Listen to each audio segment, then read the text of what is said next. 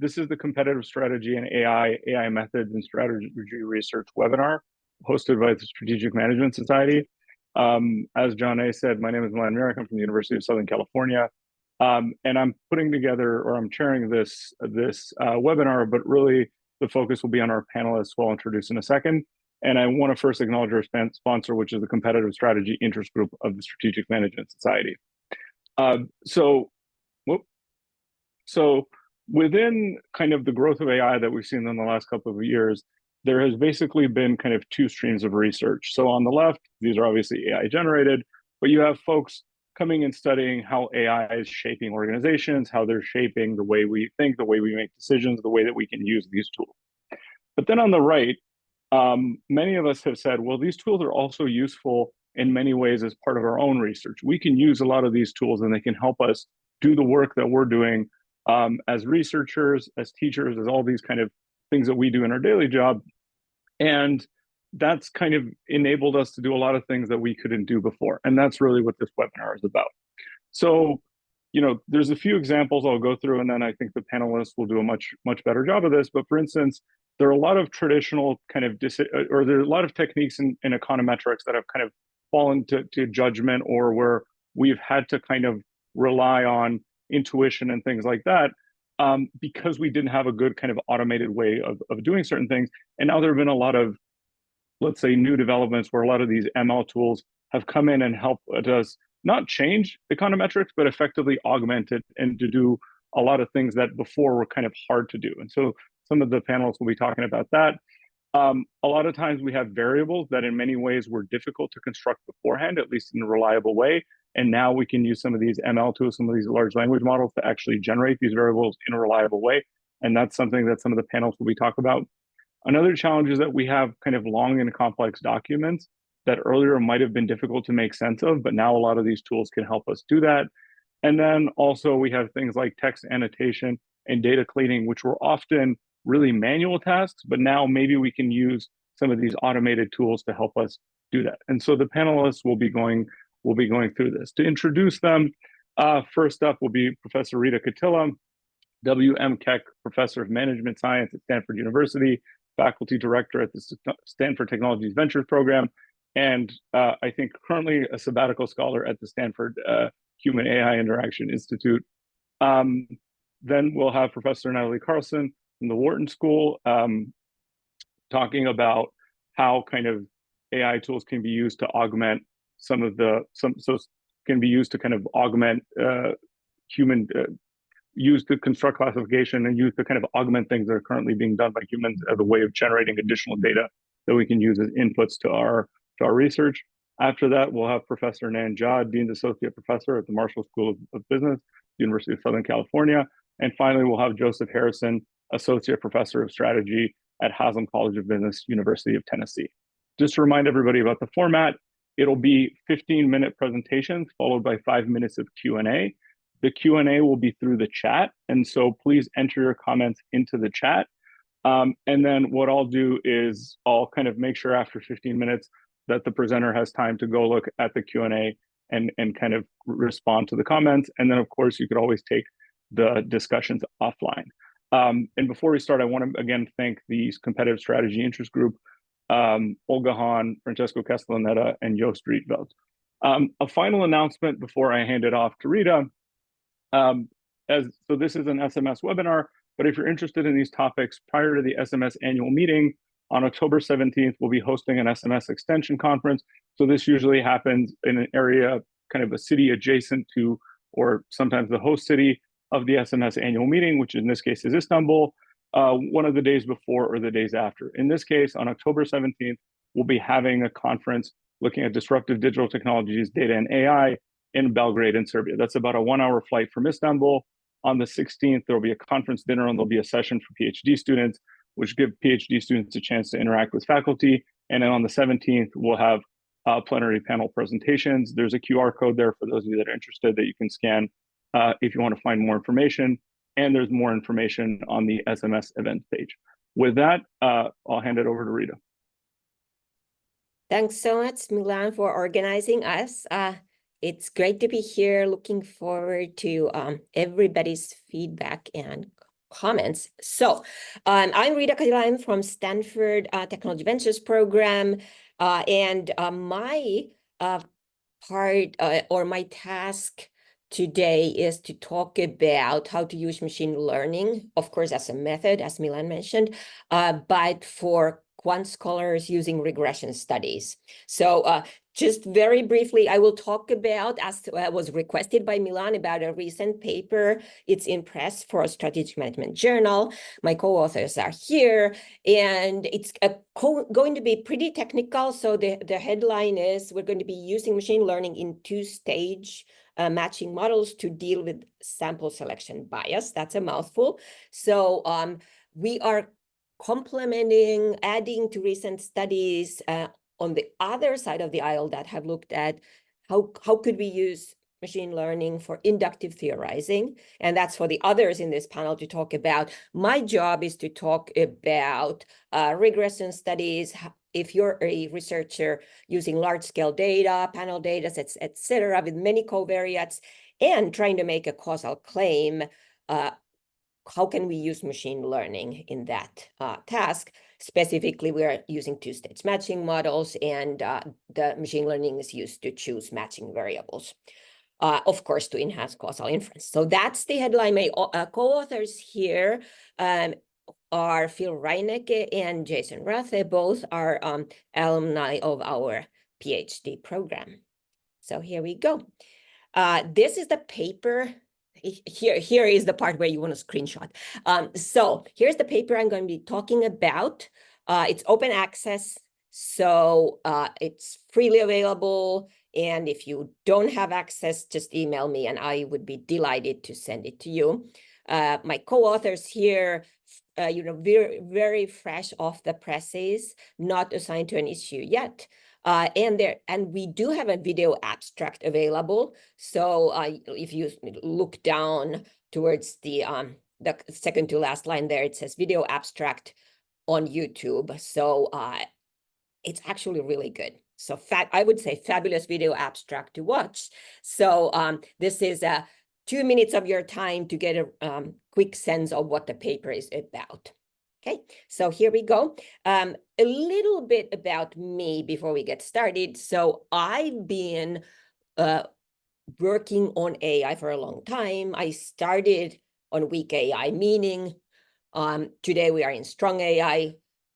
20 years ago, weak AI, you needed coding, you needed the rules, and those are the studies on the right. Then more recently, on the left is the more strong AI, where we have new kinds of problems. You no longer need to know the rules, but it's a black box, and issues around responsibility and ethics come up. And finally, those two studies that just popped up are about methods, and that's where we go today. So I've looked at neuroevolution as a method, sequence analysis, which is remotely related, and now we're using machine learning in regression studies for matching.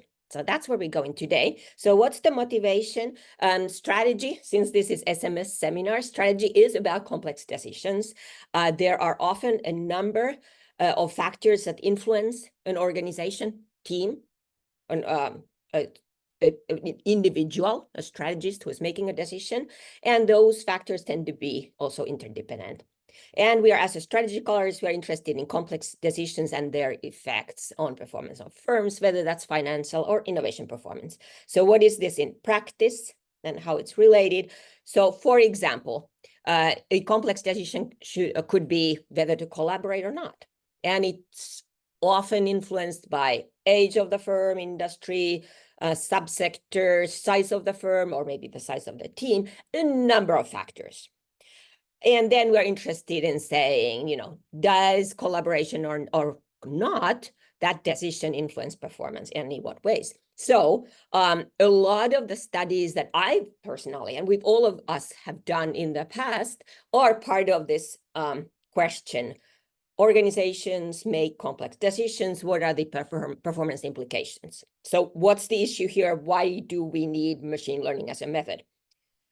we all know that causal inference in these situations is problematic. So here I just list some of my own studies where I've encountered this issue. These are all big data studies or panel data studies. So we have decisions about collaborations. Should an organization collaborate with a funding provider, government or venture capitalist versus a private organization?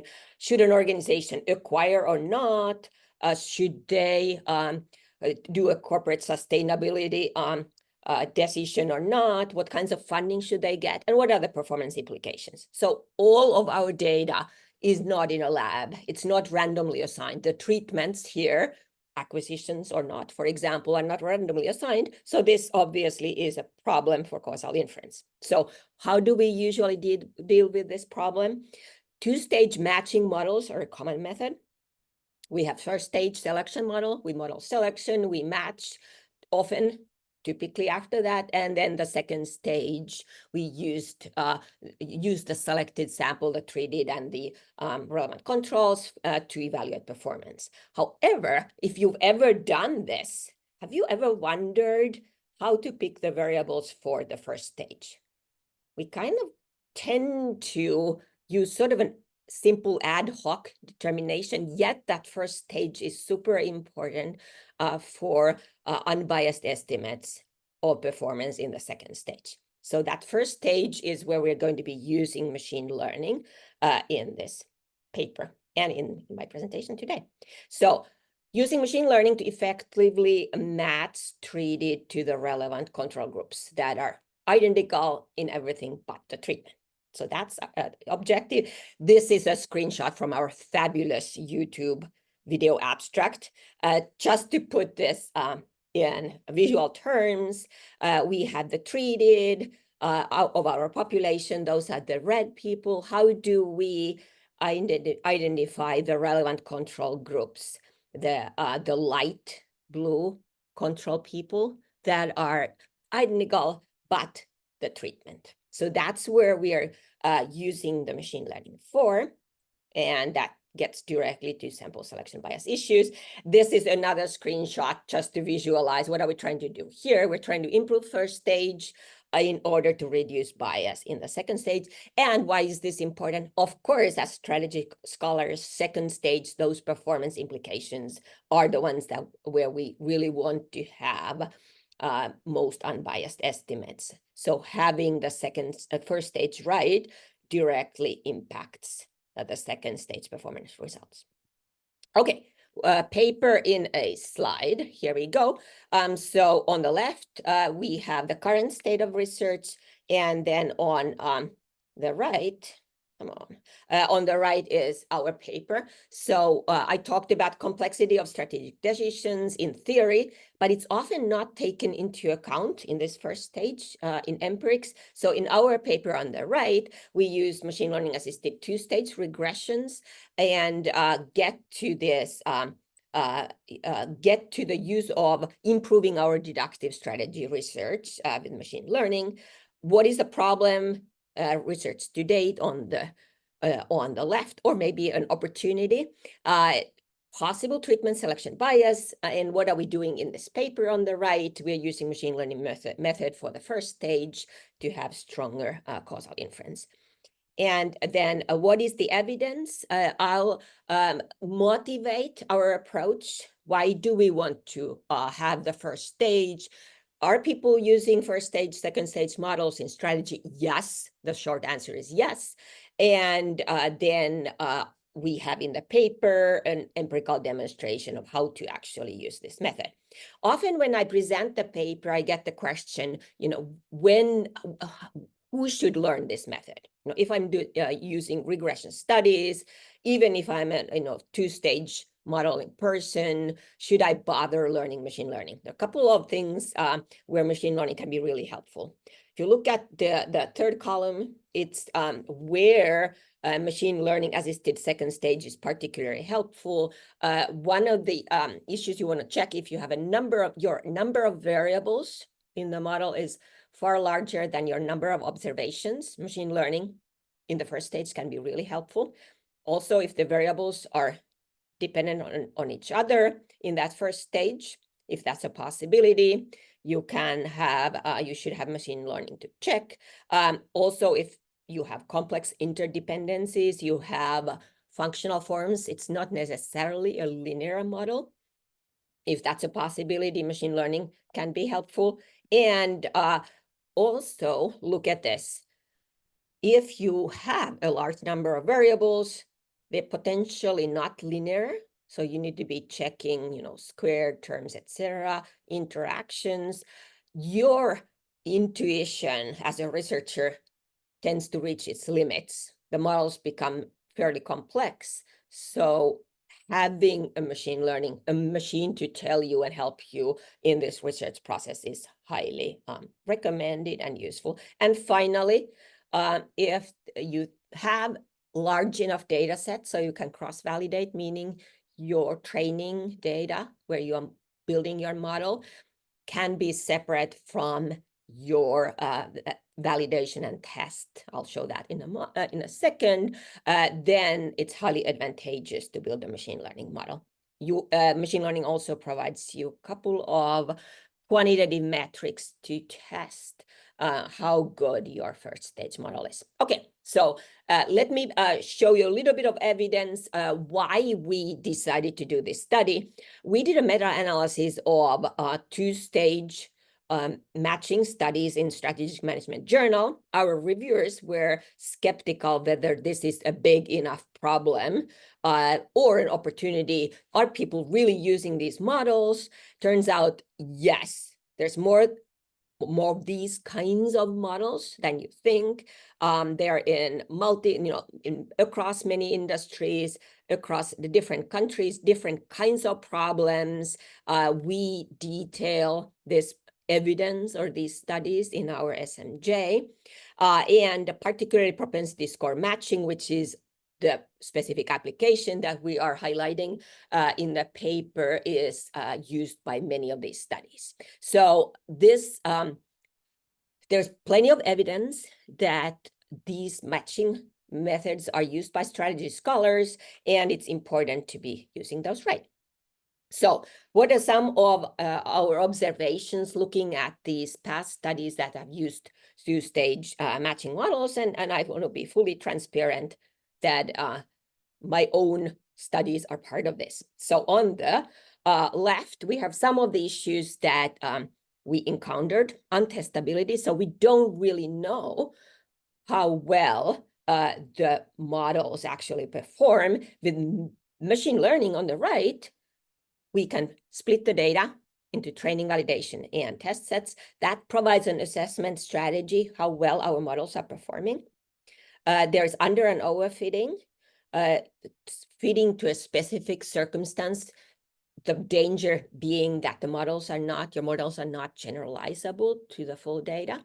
So with machine learning on the right, we can introduce regularization that is pruning to the essential variables, so removing covariate noise from the method. And finally, computational intractability.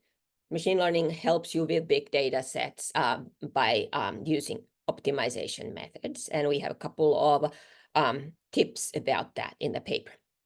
So let's take a concrete example of how this worked in our specific case. Our specific case was looking at my co-author Jason Rath's domain, which is public-private collaborations. And we looked at first stage was, do organizations collaborate in innovation? And then the second stage was looking at, does it depend on with whom you collaborate? What are the implications for innovation performance? And here we have the column first stage method is the first stage model. And here we are in 5 different steps, step by step, we're adding more and more variables to the model. And then you see the training data and the test data. I talked about splitting the data sets. So training data is where you build the model, test data is where you test how good your model is. So you're splitting your data set. You're setting the test data aside. You're not looking at it while you're building the model. And then at the end, when you have your model, you go on and figure out how well your model is performing in the test data that was set aside in the beginning. Okay, so AUC is a specific a way to test predictiveness of the model. It's a machine learning test, quantitative metric. And here we also provide R-squares. And as you can see here, as we are adding more and more variables to the models, R-square artificially increases, but that can be deceptive. The AUC gives you the true positive, so it's a better measure of predictiveness. So it can be used here to figure out what is the best out of these four. So if you look at these models using bold, there is the highest performing model is the fourth one, actually. When we add more and more quadratic cubic interactions in model 5, we are actually making the model, we're overfitting the model. It's too complex fitting to a specific circumstance. So we need to actually pick a model that's one step below that, more simple.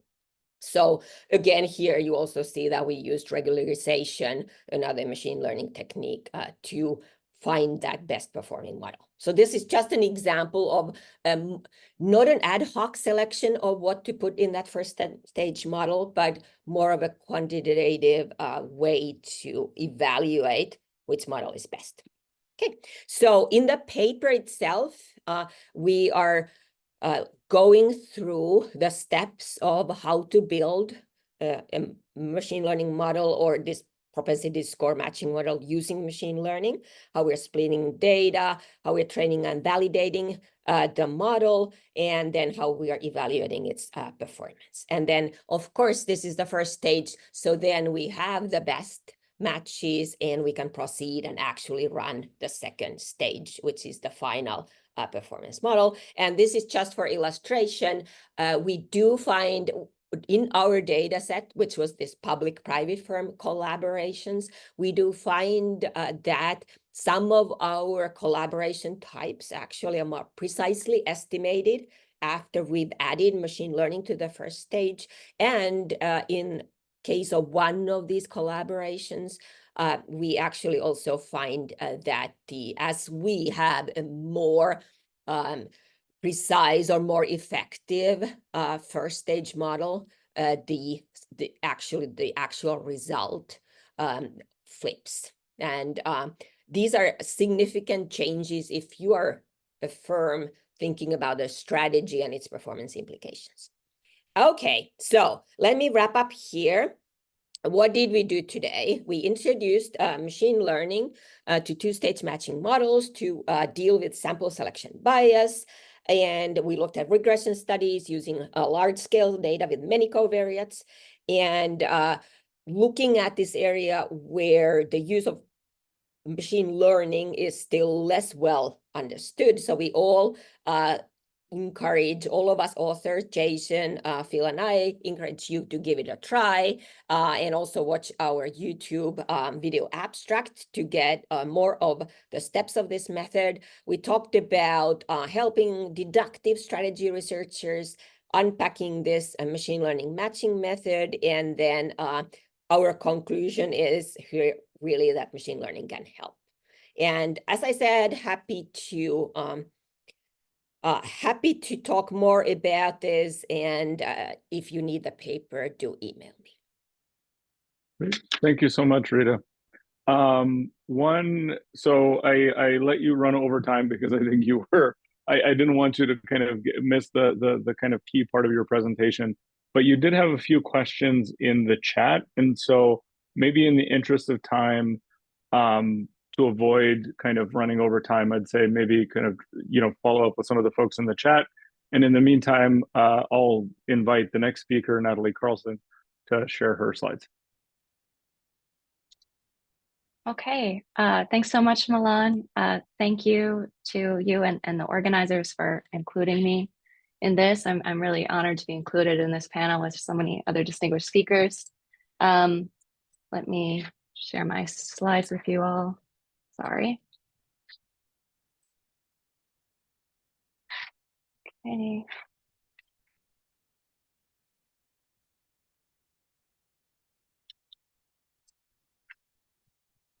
Great. Can you see my slides? Yes. Okay.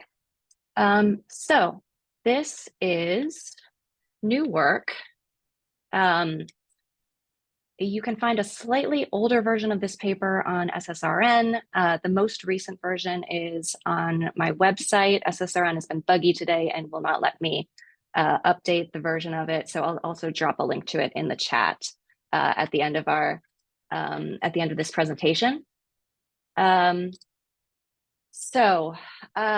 What this paper is about, and this is work with Vanessa Burbano, is essentially what we should be worried about when we begin replacing our research assistants with ChatGPT. So I think many of you have probably been in this type of situation where you have a set of unstructured text data and you want to create a variable from it to be used in a downstream analysis. And the legacy way of handling this has been, either using a very sort of human-intensive manual approach where you have human research assistants manually labeling the data and creating the variable that way, or you could perhaps use, a keyword or a dictionary method, or even, a more sophisticated supervised machine learning method where you annotate a subset and then use that training data to train a model to classify the rest of the data.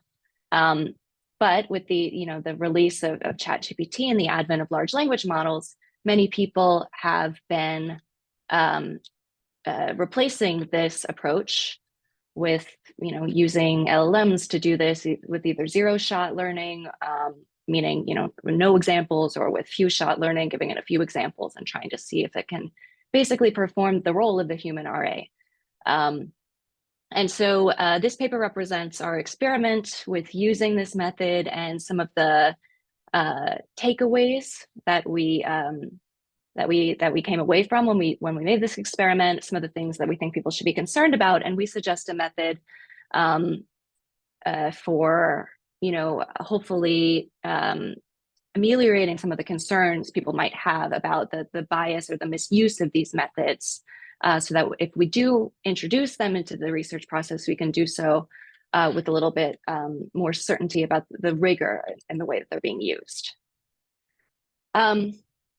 Okay, so early indicators from people experimenting with using LLMs to do data annotation suggest that they do perform pretty well at this type of thing.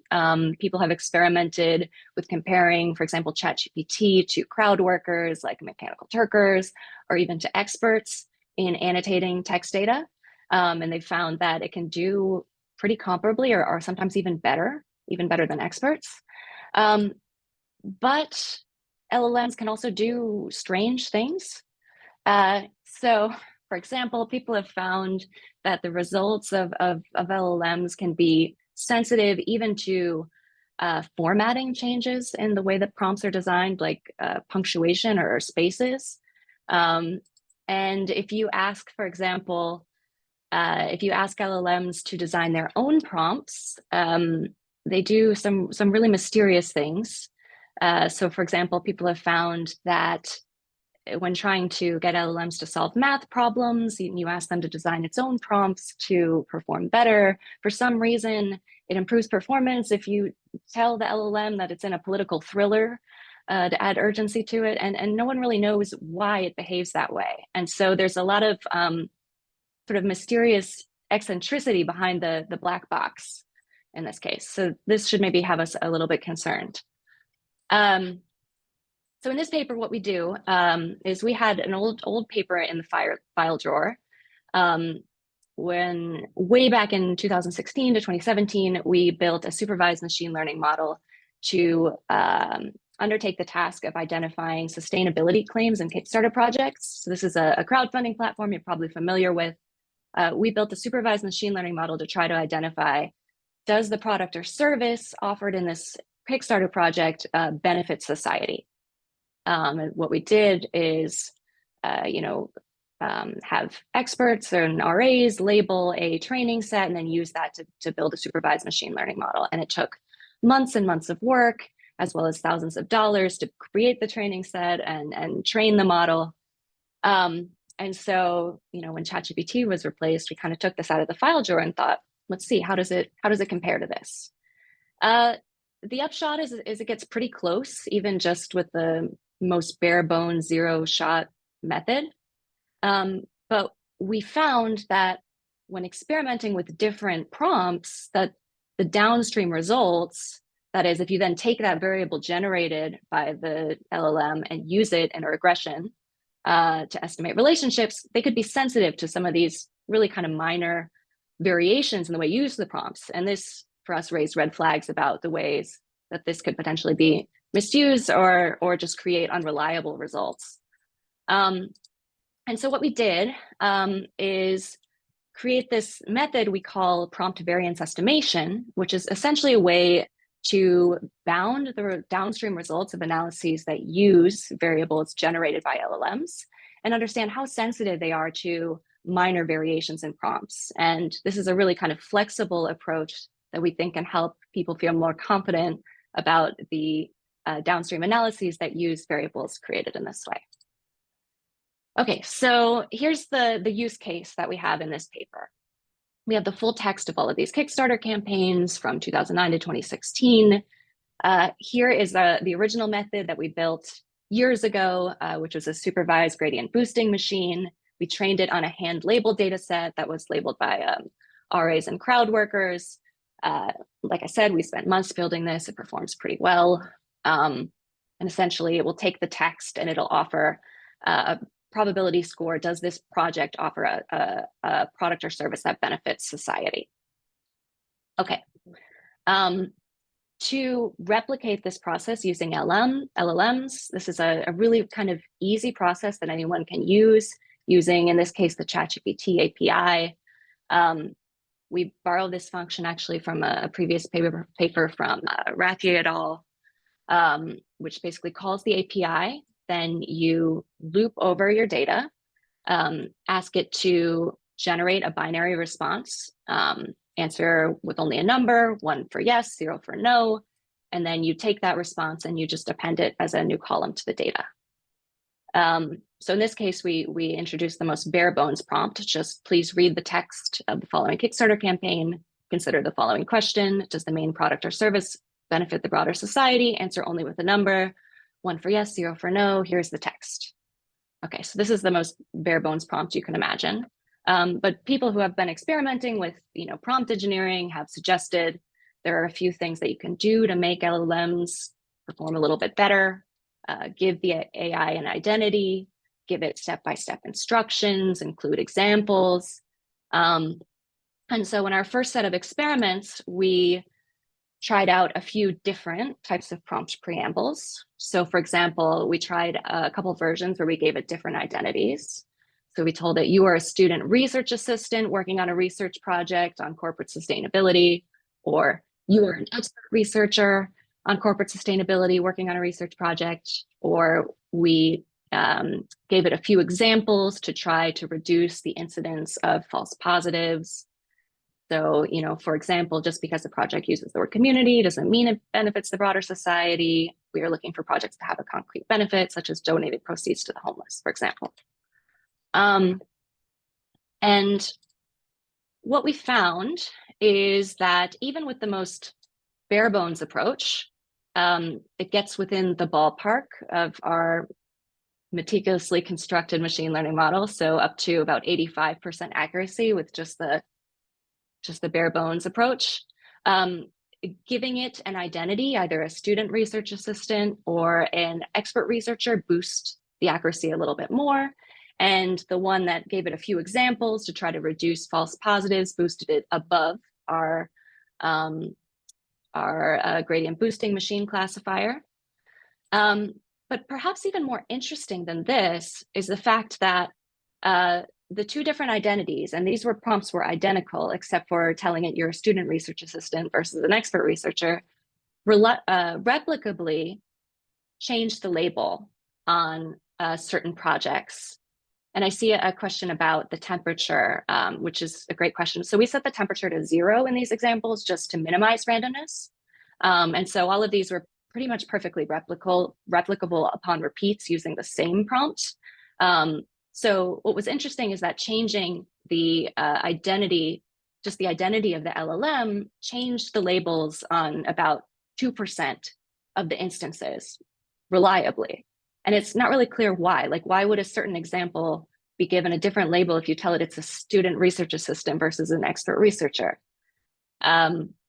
It's quite mysterious. Now, you can ask the LLM to explain itself, and it will actually generate what seems like a seductively compelling explanation, right? So, for example, I asked it, why did you say it, why did you say this was sustainable as a student research assistant and not as an expert? And it comes up with an explanation that sounds convincing. But the thing is, this is not actually an explanation of what it's doing, right? This is just more text that is generated in the same way that all LLM text is generated, which is a probabilistic, most likely next term. And so we can't take this as an actual reliable explanation of why it is doing this. So the next thing that we got concerned about is, okay, if we then were to take these variables generated by these slightly different prompt variations and then plug them into the downstream analysis, how sensitive is the downstream analysis to these variations? And the results are that it can be quite sensitive. So, for example, here's the human labeled coefficient. This is the sort of expert labels that we agreed on as researchers. You can see that the gradient boosting machine got in that ballpark. Only one of the different 4 ChatGPT preambles had a coefficient that was borderline significant. The others were all not significantly different from 0, and one of them actually the point estimate was negative. And so, our concern was that, okay, all of these would seem like kind of reasonable prompts to use, but they can actually affect the downstream interpretation. And so that raises concerns that, because it is so cheap and quick to iterate on variations of these prompts without any visibility into how you're actually creating the prompts, this opens up the possibility that somebody could just iterate on it until they find a result that they like. In other words, you can use ChatGPT to p-hack your way into the results that you like. And by the way, this is what happens when I ask GPT-4 to illustrate a researcher doing this ethically ambiguous scenario. Okay, so we thought, well, let's try it. Let's see, can I get the results to reverse if I try enough prompt variations? And I started testing a few different options. I quickly got bored with manually testing new prompt variations. And so what I ended up doing was ask ChatGPT itself via the prompt to generate 100 different prompt variations and spit them out into a CSV for me. And then I took all of those prompt variations and I iterated over them to try to see if I could get a negative point estimate. Quickly, what I saw was, once we did this, is what you get is actually kind of a nice, almost normal looking distribution of coefficients over all of these variations of the prompt. And we realized this is kind of a way to actually quantify how sensitive is the downstream result to slight variations in prompts. And so this could actually be a way to provide some reassurance to reviewers, to readers, that the result that you find in your downstream analysis is not an artifact of the specific prompt that you use, but is robust to any set of variations about prompts. So this is effectively the method that we're suggesting that people could do to assuage these concerns. Now, you might be wondering, what about, ground truth here?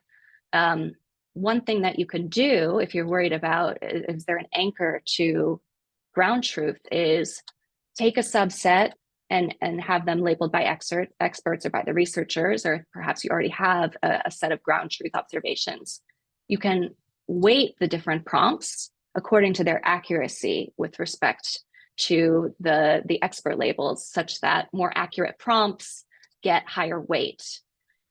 This is sort of similar to a concept introduced in a method called design-based supervised learning, introduced by some political scientists. And so here, for example, here is the expert weighted distribution of estimates. In this case, you can see it shifts slightly to the right. So this is essentially the method. We suggest that this is particularly important when you have a variable that's very central to the analysis, so a key dependent variable or independent variable, and particularly when it's a measure that might be more subjective. So for example, anything in which you would expect lower agreement amongst human coders, you maybe want to be more careful about quantifying the variation to different prompts, because there will likely be more sensitivity to the way that you ask the question and frame the question. And so, yeah, that's effectively it. We will be, continuing to revise this. It's under first round review right now, but I want to make sure that we have the code available to all, and we'll be working on that forthcoming. And you can also email me about it if you want ways to implement this yourself. I'd be happy to share the work in progress that we have. Okay, thanks everybody. Thank you so much, Natalie. We have a few questions in the chat, and we do have a few minutes if you want to respond to any of them, or if you want to share some high-level comments, and we can kind of jump to the next presentation. Up to you. Yeah, sure.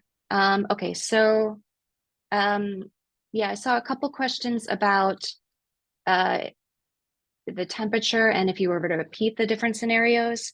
Yeah, in this case, we turned the temperature down to 0. So that the same prompt, when repeated, would generate the same outcome essentially every time. So in that case, it is has much higher sort of like inner rater replicability than humans, for example. You could certainly experiment with a higher temperature as sort of part of estimating the variance to different prompt outcomes. I think that could be, sort of a variation on the method. Let's see. Are there more questions in the Q&A? Oh, the paper link, yes.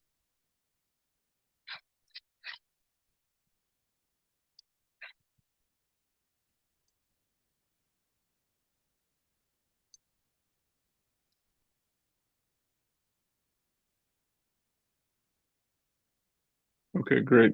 I think there's a few questions popping into the chat that might take slightly longer to parse and then to respond. So I'll suggest we take those kind of offline or during the next session. And with that, I'll pass it off to the next speaker, Professor Nanja. Let me share my screen. All right, okay. So thank you so much to the organizers for this opportunity to speak at this venue. Many of us share this passion of using AI ML methods in our research, and that's why really I appreciate this venue for us to share some thoughts and to start a conversation. So I would like to actually share with you a very early stage work. This actually is fairly new, where we are trying to use machine learning methods to estimate heterogeneous treatment effects. In a way, it is closely related to Rita's paper. It almost goes hand in hand with Rita's paper. And also, just like Rita, let me go back to the root of strategy. In strategy, well, if you remember our very first class in strategy, we're trying to establish superior performance, competitive advantage of firms. At the heart of that is firm heterogeneity, right? And so early stage of strategy, we struggle to decouple from industrial economics to say, hey, why firms can be different, why that difference can be sustained. So firm heterogeneity are critical to many of our strategy issues. And in some cases, as firms undertake different actions, and in some cases, the same actions may trigger different outcomes. So heterogeneity really lies at the heart of many theories in strategic management, and we care deeply about them.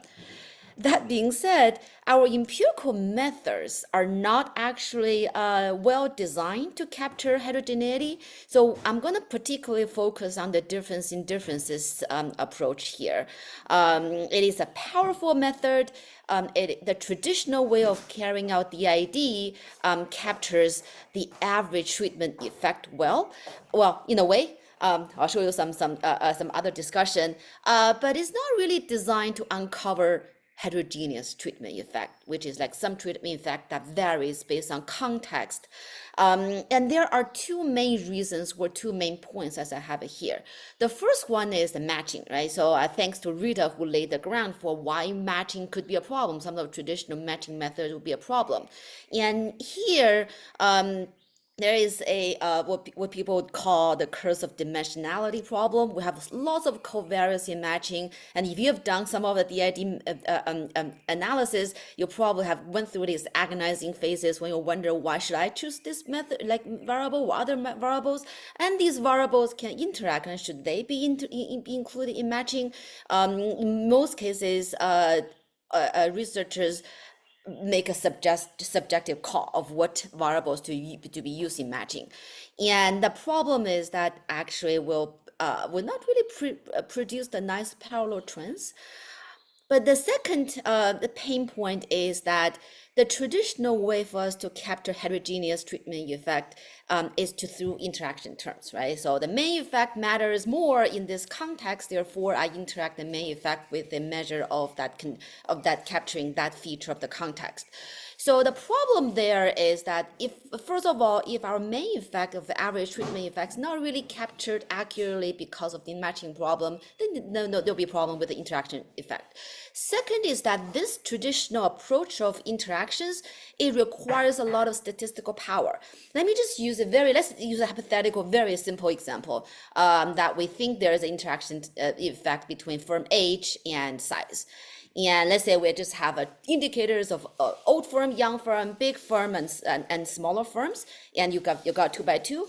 You kind of need observations in all 4 cells, and that's actually a pretty tall order when you have a lot of more of these interactions and the 3-way interaction, higher orders. And the last problem, potential risk of our using traditional interaction term to capture heterogeneity is that it probably sometimes it captures spurious heterogeneity. It's not really heterogeneity produced by the moderating term per se. So these are the problems, pain points of using traditional DID to capture heterogeneous treatment effect. And a potential solution is this newer method called a causal forest. It actually has two stages, main stages, if you think about what it does. The first stage is it does matching in a way that is different from what the approach Rita introduced. So here is trying to construct a bunch of very similar matches for every single observation. The second approach that the causal forest does is estimation. That it actually produces the treatment effect for every single observation. So if you think about that, that's a heterogeneous treatment effect, not through the way of interactions. So this method has been used in other areas, in business areas, such as in marketing, to make causal inference, which I think has a lot of potential for us as well, because after all, heterogeneity is what we care about. I'm going to discuss this method in a research context. I'm only going to use 2 slides for the research context, but it does not do justice to it because there's a very strong theoretical need in this particular research context to look at heterogeneity, which I'm just going to gloss over. So the research context here is drug recall, which actually matters a lot to pharmaceutical firms. It actually happens more frequently than you thought, and whenever it happens, it's a big deal. So we have some quotes here that everybody in the pharmaceutical company, when a recall occurs, will need to take it seriously, if not in some cases, drop everything and take care of this, because it's a severe reputational backlash, and it definitely poses immediate threat to the drug that is being recalled and more. So the next slide, I'm just gonna post some theories and very underdeveloped theory. under discussed theory here. So when that happens, as a pharmaceutical company, you're going to engage with your key stakeholders. If you think about drugs, we use drugs, we're patients, but we're typically not the ones who make direct purchase of drugs, because our physicians, they prescribe drugs. They are the primary stakeholders that pharmaceutical companies will target at. And there is a lot of research showing that more money goes into targeting engaging with physicians than to advertising consumers. So when there's a recall, as a pharmaceutical company, you probably have incentives to engage with your primary stakeholder, which are physicians, and say, hey, to offer more explanations, maybe offer more resources, build relationships that such that they will help maintain your reputation, advocate for you. Which means we're facing a drug recall, there will be more greater engagement with physicians. And there are other theories to say it will be less. But this relationship, if you think about it, it actually really depends on a lot of context. So it's interactions, if you will, because stakeholders are interrelated and physicians are not the only one here. What matters, firms have their own resources. If you need financial resources to do an engagement, to respond in various ways when drug recall occurs. You have industry peers, and their recalls also affects your need and extent to which you need to engage with your physicians after your own recall. And there are regulators, and also there are a whole bunch of other stakeholders out there. So the essence of what we're trying to say is that, like after drug recall, what's your engagement with your physicians? It kind of depends. And that is the heterogeneous treatment effect that we're trying to capture. So I'm going to tell you, we have a bunch of data of the recall, we have the physician payment, but that's not the point, because we're here to discuss methods. So first of all, we can implement the traditional two-way fixed effect model. So the ideas in the traditional sense. The pre-trends, for many of the quarters, the pre-trends are not really doing well. If you look at here, some are fine, but others are not. And we can use some weighting to all sorts of propensity weighting matching, and there's an estimate. So right here, I just want to put it up here, but then I want to show you how what the results of causal forests. So when we have causal forest, the general principles of causal forest consists of two stages. The first one, essentially like matching, is called cloning. For each observation, it's going to clone similar others. And the second stage is to do the estimation.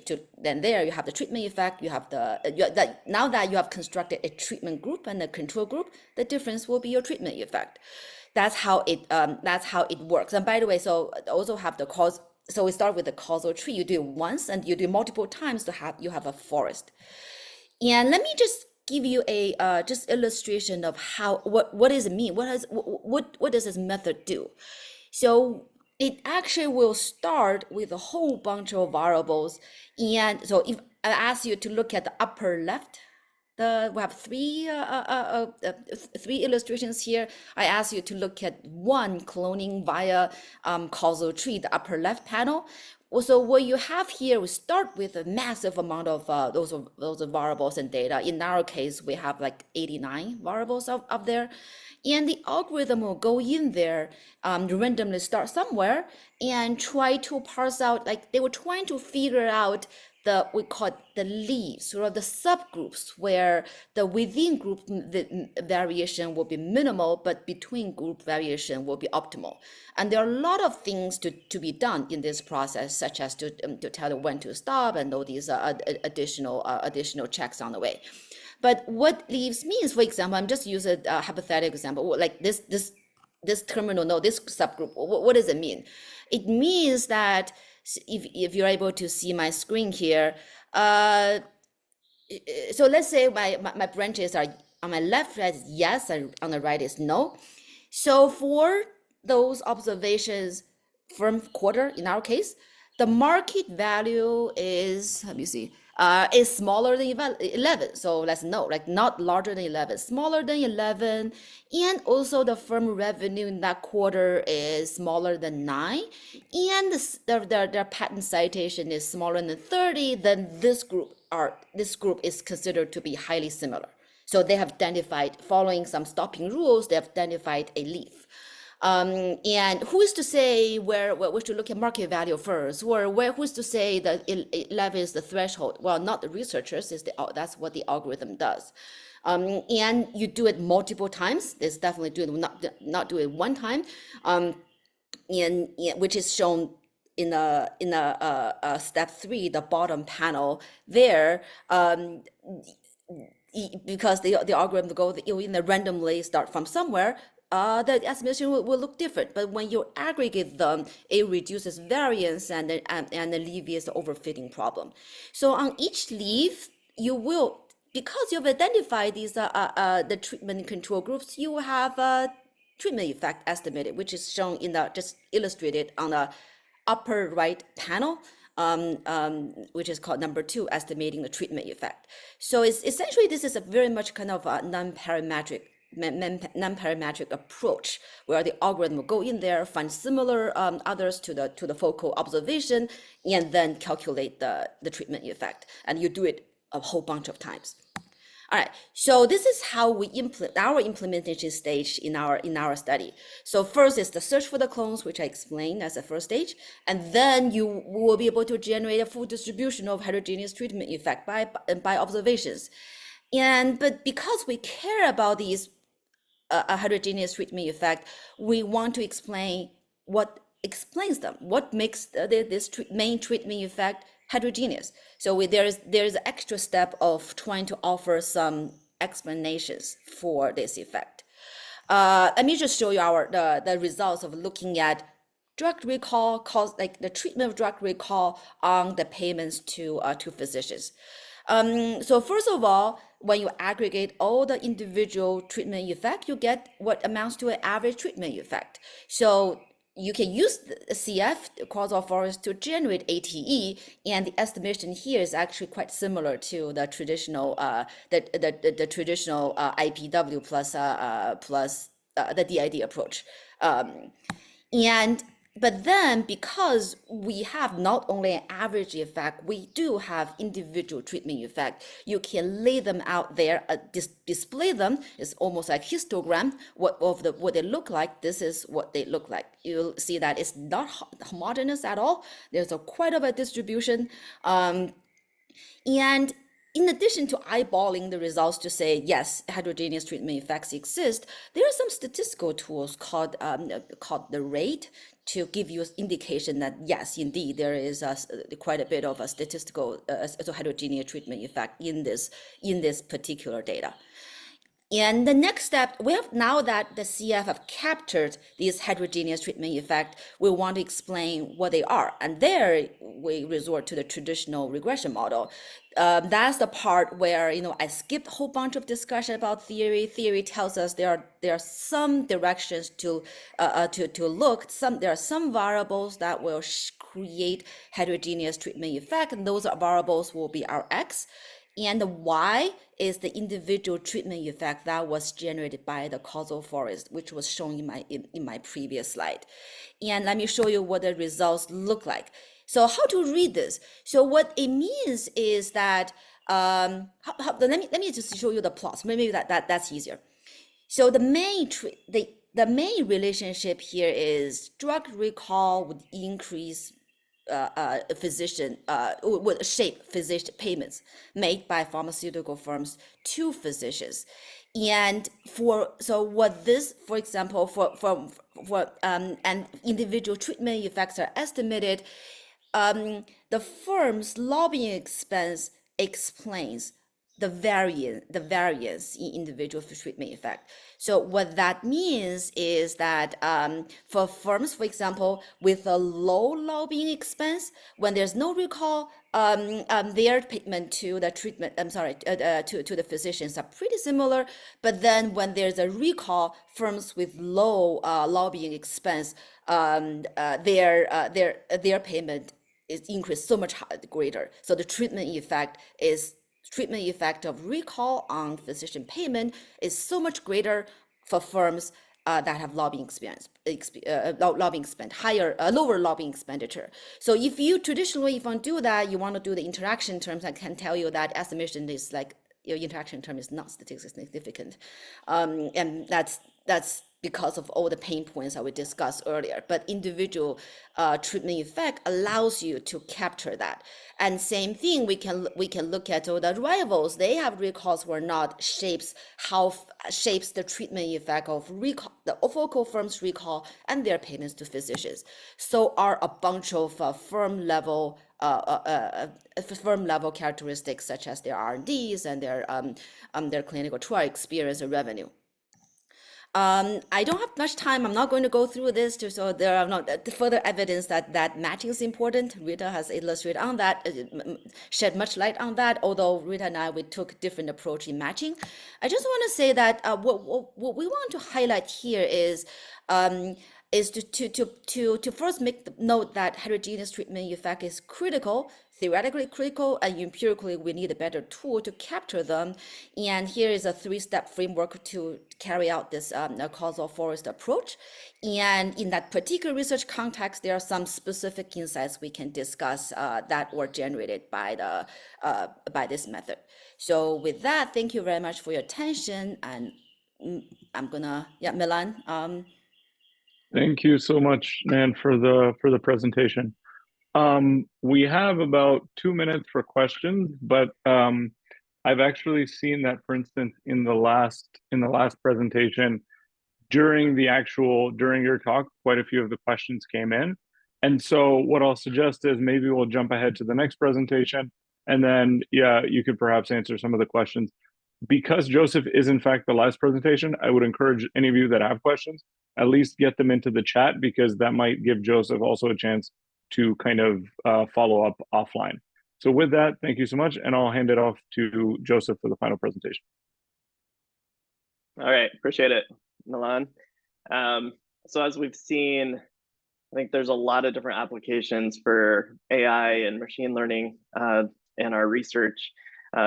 Thanks for matching, causal inference, measurement. I'm going to focus a little bit more on measurement, as Natalie was starting to talk about. This is based roughly on a paper that we have forthcoming. I have forthcoming with a couple of co-authors in research management or research methods and strategy and management. So I will show you the reference at the end of the presentation. But the idea that we wanted to try to tackle was this idea of continuous improvement and update and measurement as AI technologies continue to advance. And so as we look at some of the recent measures that have come out since AI methods have started to boom, we see a lot of different constructs being measured using these methodologies. You can look at things at the individual level, at the firm level. It's very versatile. I could have just as easily organized this around continuous versus classification, where you have different tasks that machine learning can do. It can look at text, it can look at audio and visual data, and look at several different sources. So really, there's a lot of exciting things that we can do with machine learning. As I said, extremely versatile. But this kind of raises a dilemma for us as scholars too, I think, and that's the big question that my co-authors and I sought out to try to begin to understand. On the one hand, you have this desire to adopt these new measures as they come out and to use them to answer a lot of different research questions. So for example, and I'll use my work on CEO personality assessment as the example throughout this presentation. But we have a hammer, right? With CEO personality, we can measure CEO personality unobtrusively now, getting rid of a lot of the headache of having to go in and try to survey executives or do manual attempts at filling out surveys or items and scales. So you have this pressure on one side to adopt and apply them broadly. But as I've engaged in this sort of work, I've also seen, particularly in the review process, strong pressure to really rigorously evaluate these measures and continue to improve them. to the point where reviewers a lot of times are asking you to revalidate measures that have already been validated in the past. And so I set up the A versus B on the right side instead of, you know, on either side of the angel and the devil, because I'll let you decide which one is the angel and which one is the devil between adoption and rigorous evaluation. But again, using our example of the open language chief executive personality tool, which we developed really beginning in 2017, it was published in SMJ in 2019. The whole genesis for this project came about as one of improvement. So prior to our measure, we had seen papers like the Morass measure, which I think a lot of people who do this sort of research were familiar with, the personality recognizer that was trained using Luke data, MRC data, and was focused on psychology students, and was a great proof of concept, really.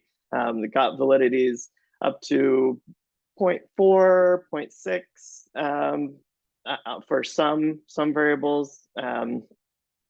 Really good as a starting point. It was applied for a couple of studies, but we began applying it in our own research and noticed some problems where we saw issues with the reliabilities. We saw issues because of the training sample. It was a little different than what we were trying to use it on or apply it to. And so that was the reason that we developed this measure. So trained on CEOs, we use earning call transcripts as the texts and labeled texts in order to train models to predict the personality scores. And at the time, what we were using for the embeddings was the word2vec model, which uses bag of words methodologies. Just in layman terms, essentially, it doesn't take into account the context of the words, the order of the words. It just grabs the words that are used, creates a vector space where it uses semantic similarity to plot the words close to each other, and then uses that to reduce the dimensionality of the language that you're trying to analyze. And you can apply that in models to then train the model to predict the labeled output. So this was an improvement over prior methods. Again, as I said, we started in 2017. That's important because around that same time, transformer models started to pop up. And so it was published in 2019, but just before that, BERT came out, and as I started presenting the measure at different places, I had several people ask me about, well, what would happen if you use BERT? Transformation or transformer models are useful because they do take into account contexts. And just due to time, I'm not going to get into the nitty gritty of that, but there's a self-attention mechanism that's used to really help to contextualize the language that's beyond just the bag of words, and creates richer representations of language that can just then be applied for the model training. So we started getting this question, and I would typically answer, I think that's a great idea. I'll try it when I have time. Time is fleeting in our profession, as we all know. And so it stayed on the back burner. And I think similar to Natalie, then this thing called ChatGPT came out and got really popular, and the technology underlying that was another transformer, which actually had been developed previously in 2018 and then was popularized in the November 2022 release of ChatGPT. But this is really what gave us the kick in the pants to say, all right, we've got to do something with this measure and see now, can we improve it? So long story short, we did improve it. This is in the paper that I'll show you the reference at the end of the presentation. So that bolded text there, you can see the main improvement that we were trying to look at was, well, what happens if we use transformer models and large language models based on these available APIs that are not sample specific. So we're Tuvek. The other thing about it is that we used just the data that we had in our sample. OpenAI and being able to use their API, was trained on a vast portion of the internet. Again, a lot richer representations of language potentially, and more generalizable that then can be fine-tuned to the sample. So that was the main improvement. During the process, we also took the opportunity to transition over from R to Python, just as a stylistic choice. I prefer Python. So hopefully it's a little bit more user-friendly. And we increased the training sample as well. So we used a larger number of earnings calls and a larger sample of CEOs per trait, which we sourced from other of our colleagues, which we cite in the paper as well. Improvement was found using these advanced methods. So this is just the accuracy. We also showed good reliability, but just as a snapshot, you can see in the min, max, and mean towards the bottom, improvement in the predictive accuracy of the models between 0.15 and 0.24. Which correlated to about 22 to 38% improvement over the baseline that we had in version 1.5. So we were happy with this. We've now made this tool available. It's already available on Zenodo. You can either go to that link that's shown there, or you can just go zenodo.org and type in OLCPT and you should be able to find it. But then this raises that other big question for us. What does this really mean for AI tools in general? And that's what I'd like to spend the remainder of my time on today.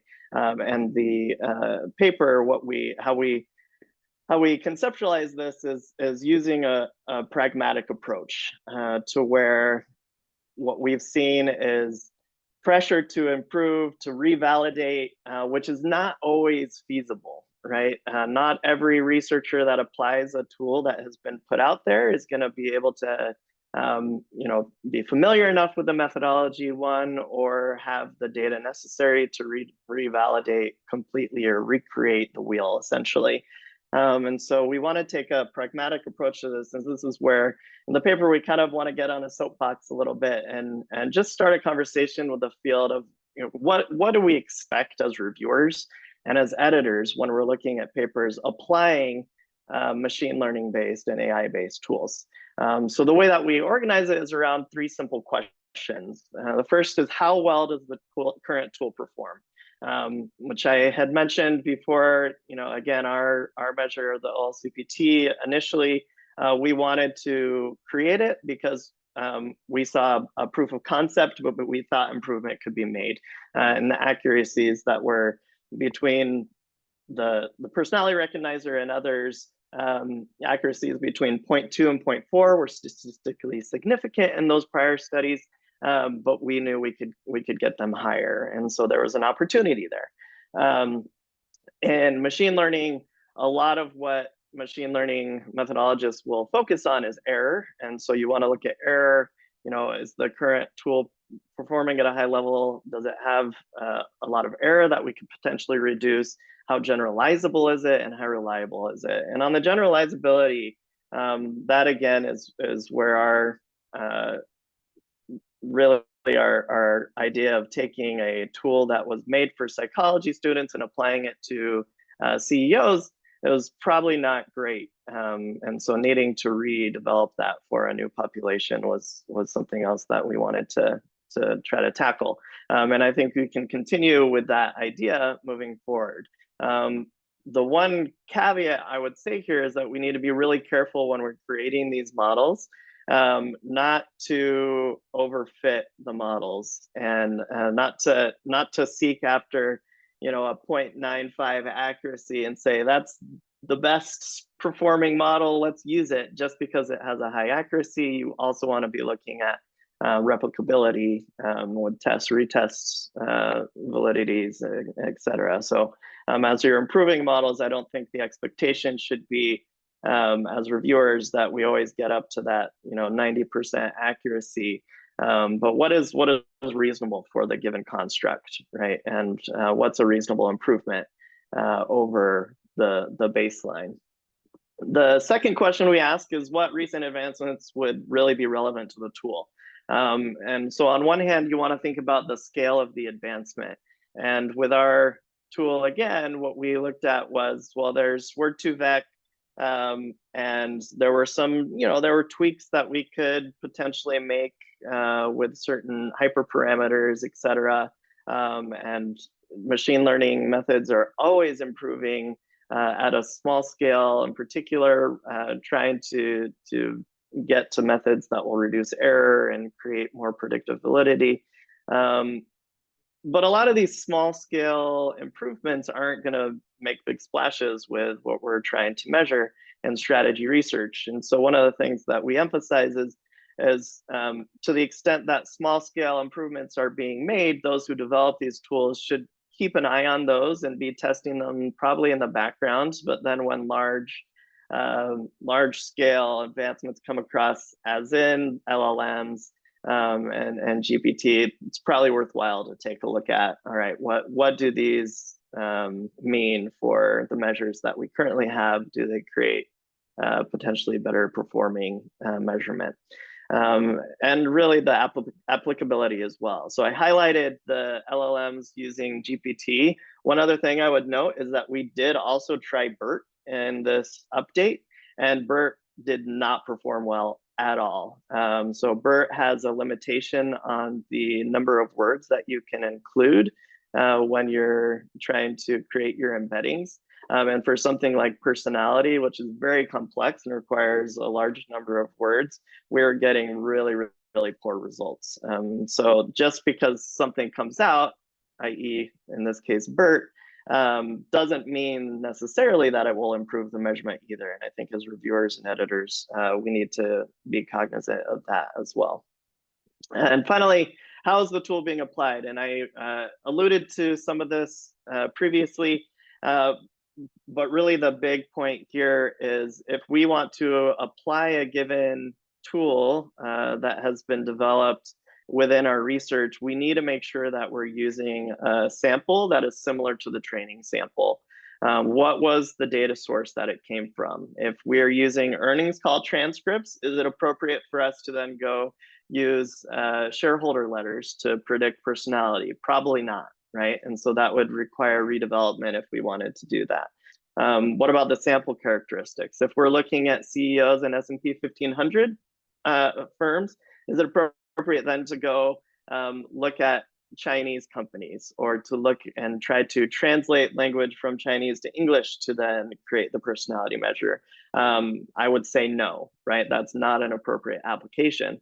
And so things like new applications to new samples would require further development. And I think that's a really important point. As I've gotten questions for use, a lot of requests have come out to use the personality tool that we developed. I'm always very careful to say, make sure you're using it on executives of large publicly traded firms in the US, right? That's the context in which it was developed. These tools tend to be very source and sample specific, and so it's not appropriate to apply them outside of those contexts often unless you redevelop them. And then finally in the paper, we make a couple more other recommendations. It's great to be familiar with these emerging technologies. This is why I'm glad that SMS is putting on events like this. At the same time, I do think we need to avoid overhyping AI and ML as a general panacea for everything that we need to do. As I believe my co-panelists have really described very well, there are downsides, right? There's the black box issue of using AI that comes up a lot of times. There's ethical considerations. There's potential for manipulation. And so we need to be careful and just use them to the extent that they help progress our research, but not necessarily rely on them for everything. And on that note, using complementary methods, I think, is going to be really important. If we as a field in 10 years are only using AI to generate our research, I would be concerned, right? We need to do some triangulation to make sure that there is validity beyond just these AI and ML based measures. At the same time, and this is again our soapbox moment, we gotta be realistic and pragmatic in the review process and what we ask for. Some colleagues of mine that recently applied our tool really essentially had to redevelop completely or revalidate completely the tool. That's a waste of time when it's already been validated in multiple other studies that you can point to. Showing that it works in your setting is one thing, but jumping through hoops to completely revalidate, I would plead with those on this call not to do that in our reviewer responsibilities, to be reasonable, look back at the research, let the authors highlight what's already been done, so that we're not just spinning our wheels here trying to recreate the wheel every time that we apply one of these tools. And then finally, recognizing that measurement is central to organizational research. I would just end with this quote from Lord Kelvin, which I don't think applies to all of life, but I do think applies to science. He says, when you can measure what you are speaking about and express it in numbers, you know something about it. But when you cannot measure it, when you cannot express it in numbers, your knowledge is of a meager and unsatisfactory kind. So hopefully as a field, we'll be able to continue to push forward and improve our measurement. I think we've made great strides, but using a pragmatic approach to do so, I believe would be helpful. All right, wonderful. Thank you, Joseph, so much. You have some questions in the chat, if you can find them among the list of other questions. But from what I saw, they related a lot to kind of, interpretability, and I think some of the other things that you talked about in the end. So I think you may have already addressed them to some extent, but if not, I'd kind of encourage you to follow up with the person who left the comment. Otherwise, I just want to thank the panelists. I want to thank the audience for taking time to come and listen and engage with everybody. And I hope we'll kind of see you all at future events that all of us are at discussing these topics.